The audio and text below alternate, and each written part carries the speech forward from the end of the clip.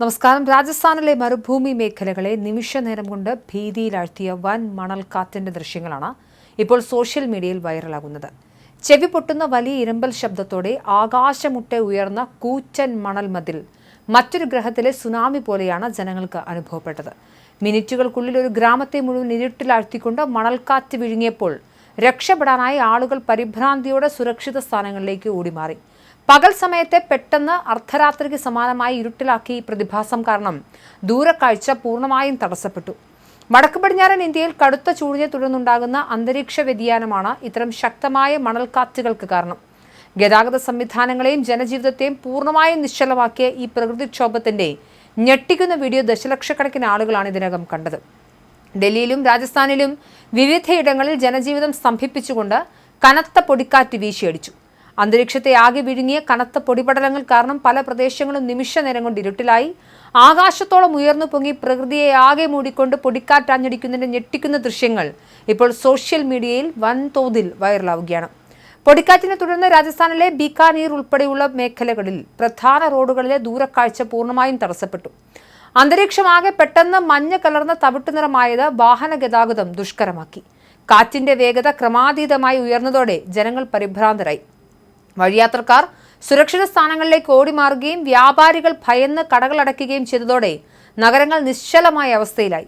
ശക്തമായ കാറ്റിൽ പലയിടങ്ങളിലും മരച്ചില്ലകൾ ഒടിഞ്ഞു വീഴുകയും കെട്ടിടങ്ങളുടെ മേൽക്കൂരകൾ പറന്നു പോവുകയും ചെയ്തു. വൈദ്യുതി പോസ്റ്റുകൾ തകരാറിലായതിനെ തുടർന്ന് വൻതോതിൽ വൈദ്യുതി ബന്ധവും വിച്ഛേദിക്കപ്പെട്ടിട്ടുണ്ട്. മോശം കാലാവസ്ഥ തുടരുന്ന സാഹചര്യത്തിൽ പൊതുജനങ്ങൾ അതീവ ജാഗ്രത പാലിക്കണമെന്നും അത്യാവശ്യമല്ലാത്ത എല്ലാത്തരം യാത്രകളും തൽക്കാലത്തേക്ക് ഒഴിവാക്കണമെന്നും കാലാവസ്ഥാ നിരീക്ഷണ കേന്ദ്രം നിർദ്ദേശിച്ചു. പൊടിക്കാറ്റിന് പിന്നാലെ കഴിഞ്ഞ 24 മണിക്കൂറിനുള്ളിൽ രാജസ്ഥാനിലെ വിവിധ ജില്ലകളിൽ ഇടിമിന്നലോടുകൂടിയ ശക്തമായ മഴയും പെയ്തു. ധോൽപൂർ ജില്ലയിലെ ബാരിയിലാണ് ഏറ്റവും കൂടുതൽ മഴ രേഖപ്പെടുത്തിയത്, 58 മില്ലിമീറ്റർ.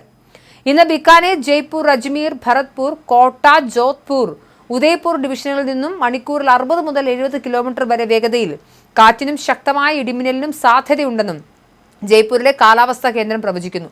ദില്ലിയിലും സമാനമായ രീതിയിൽ മണിക്കൂറിൽ 50 മുതൽ 70 വരെ കിലോമീറ്റർ വേഗതയിലാണ് പൊടിക്കാറ്റ് ആഞ്ഞടിച്ചത്. സാധാരണയായി മെയ് മാസത്തിന്റെ അവസാന വാരത്തിൽ വടക്കു പടിഞ്ഞാറൻ ഇന്ത്യയിൽ ഇത്തരം ശക്തമായ പൊടിക്കാറ്റുകൾ പതിവാണ്.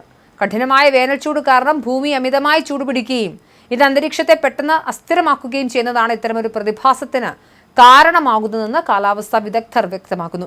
ഉഷ്ണതരംഗവും കടുത്ത വേനൽച്ചൂടും വടക്കു പടിഞ്ഞാറൻ ഇന്ത്യയിലെ അന്തരീക്ഷത്തെ പെട്ടെന്ന് അസ്ഥിരമാക്കുന്നതാണ് ഇത്തരം വൻ മണൽക്കാറ്റുകൾക്കും പൊടിക്കാറ്റുകൾക്കും കാരണമാകുന്നത്. രാജസ്ഥാനിലും ഡൽഹിയിലും ജനജീവിതം പൂർണ്ണമായി സ്തംഭിക്കുകയും വലിയ രീതിയിലുള്ള നാശനഷ്ടങ്ങൾ ഉണ്ടാവുകയും ചെയ്ത ഈ പ്രകൃതിക്ഷോഭം പ്രകൃതിയുടെ രൗദ്രഭാവത്തെ ഓർമ്മിപ്പിക്കുന്നതാണ്. വരും മണിക്കൂറുകളിലും ശക്തമായ കാറ്റിനും ഇടിമിന്നലോട് കൂടിയ മഴയ്ക്കും സാധ്യതയുണ്ടെന്ന കാലാവസ്ഥാ നിരീക്ഷണ കേന്ദ്രത്തിന്റെ മുന്നറിയിപ്പ് നിലനിൽക്കുന്നതിനാൽ പൊതുജനങ്ങൾ അതീവ ജാഗ്രത പാലിക്കേണ്ടതുണ്ട്. അധികൃതർ നൽകുന്ന നിർദ്ദേശങ്ങൾ കർശനമായി പാലിച്ചുകൊണ്ടും അനാവശ്യ യാത്രകൾ ഒഴിവാക്കിക്കൊണ്ടും മാത്രമേ പ്രതികൂല കാലാവസ്ഥയെ സുരക്ഷിതമായി നേരിടാൻ സാധിക്കൂ.